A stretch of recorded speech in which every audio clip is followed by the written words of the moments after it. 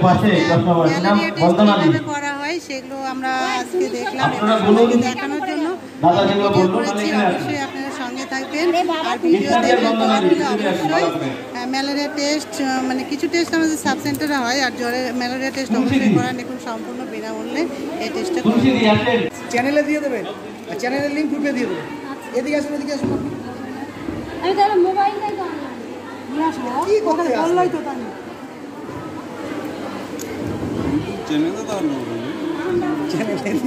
না, ওনাদের খুব ভালো আছে, হেল্প করে আমাদের এপিএলএমএস অনেক হেল্প করেছে ওনারা।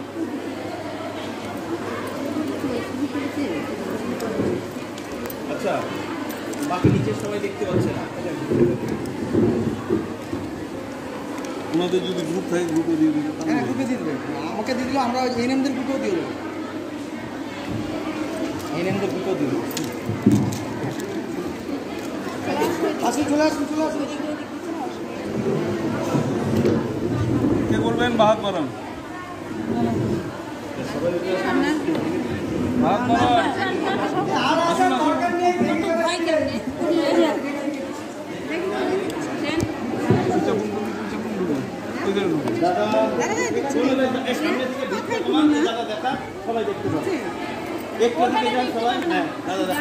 ওখানে দেখতে পাবে না, ওখান থেকে দেখা যায় না।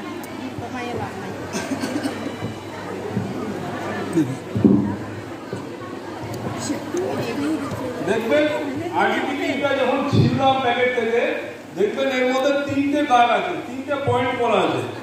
এক জায়গায় করা আছে সি ফর কন্ট্রোল। কন্ট্রোলে যদি কোনো দাগ না আসে, যতবার টেস্ট করবেন দেখছেন কন্ট্রোলে দাগ আসেনি, তাহলে ধরে নেবেন যে এই কিটটা খারাপ আছে, আপনাকে কিট চেঞ্জ করে আরেকটা কিট ইউজ করতে হবে। কন্ট্রোলে অবশ্যই যেন দাগ আছে, বাকিগুলো দাগ এলো না এলো পরের কথা। তারপরে দেখবেন মিডিলে দেওয়া আছে পিভি কন্ট্রোল, তারপর দেখা আছে পিভি মানে প্লাজমোডিয়াম ভাইভক্স। প্লাজমোডিয়াম ভাইভক্স আমাদেরকে একটু দেখুন না, ঠিক আছে?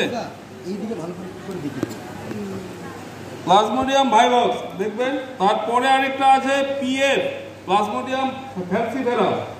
এবার ম্যালেরিয়া যদি হয়, তাহলে যদি ম্যালেরিয়া হয় তাহলে যদি পিভিতে যদি দাগ আসে তার ভাইভক্স পজিটিভ আছে, আর যদি পিএফ এ দাগ আসে তাহলে তার ফ্যালসিফেরাম পজিটিভ আছে, আর যদি দুটোই দাগ আসে তাহলে তার মিক্স পজিটিভ আছে। বুঝতে পেরেছেন? কিন্তু দুটো দাগ আছে মানে কি, আপনাকে কন্ট্রোলে দাগ আসতে হবে, মানে টোটাল 3টে দাগ আসতে হবে। যদি কারো ফ্যালসিফেরাম ভাইভক্স দুটোই পজিটিভ থাকে, প্লাস হচ্ছে কন্ট্রোল যেহেতু একটা আছে, তাহলে তাকে 3টে দাগ আসতে হবে। কন্ট্রোলে যদি দাগ না আসে তাহলে কিন্তু টেস্টটা হয়নি। আপনাকে প্রথম দেখতে হবে কন্ট্রোলে দাগ এলো কিনা, পরে বাকি রিডিংগুলো নেবেন। ঠিক আছে? আগে কন্ট্রোলটা চেক করবো, তারপরে এই দুটো চেক করবো। এবার দিন, বাদ দিন।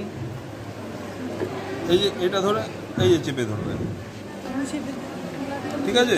এটা চেপে ধরবেন, মুছে নিচ্ছি। স্পিড আছে তো? এই তো ড্রাই করতে হবে, তো ড্রাই করে দিচ্ছি। এইবার পিক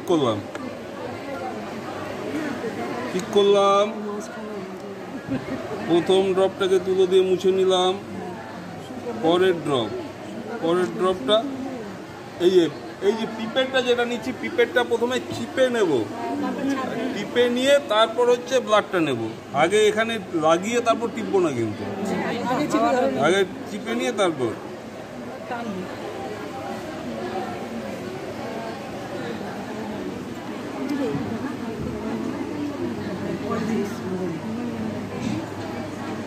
এটার মিডিলে দিলাম 5 মাইক্রোমিটার। দেখুন হয়েছে একদম পুরো 5 মাইক্রোমিটার। ভিডিও করছি তো,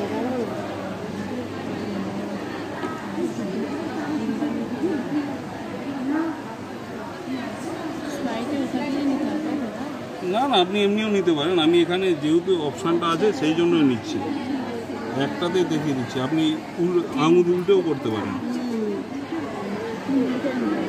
ঠিক আছে? পুরো আঙুলটি চাপুন। এবার বাফার দিতে হবে 2 ড্রপ। এই যে 2 ড্রপ দিলেন, এবার ও আস্তে আস্তে টানতে থাকবে। এবার স্লাইডটা করার নিয়ম দেখুন, এখানে 1 ড্রপ নিয়েছি মিডিলে, সাইডে 3 ড্রপ নিয়েছি, অ্যাঙ্গেল করে এই 3টেকে গোল করে দিতে হবে।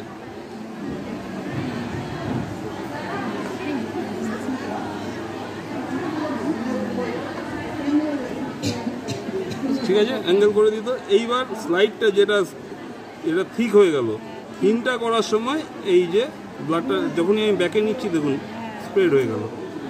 এবার দেখুন স্লাইডটা হচ্ছে অনেকটা জিভের মতো আকার নিয়ে নিল।